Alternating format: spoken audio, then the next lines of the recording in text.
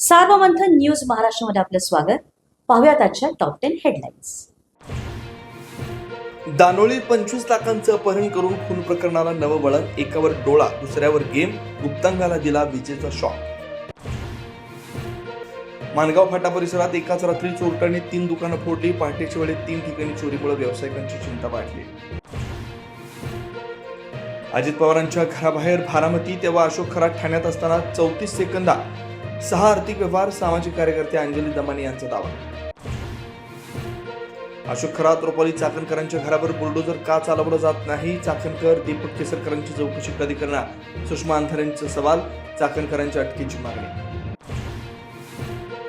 आदित्य ठाकरेंच्या शिवसेनेचे कार्याध्यक्ष होण्याच्या राजकीय वर्तुळात चर्चा. आदित्य ठाकरेंनी चर्चा फेटाळली.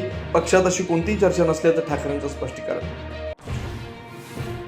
सहर शेखच्या नगरसेवक पदावर गंडांतर येण्याची शक्यता. अधिकाऱ्यांची दिशाभूल करून जातीचा बनावट दाखला मिळवला तर सहर शेखवर गुन्हा दाखल करण्याचे ठाणे तहसीलदारांचे आदेश.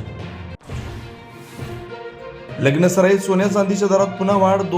सोनं 2,000नी महागल्यानं आजचा प्रतितोळा भाव 1,53,000वर तर चांदीच्या दरात 4,000 रुपयांची वाढ.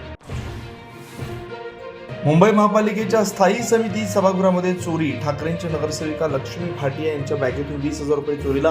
सभागृहात सीसीटीव्ही नसल्यानं चोरीचा शोध लागणं कठीण.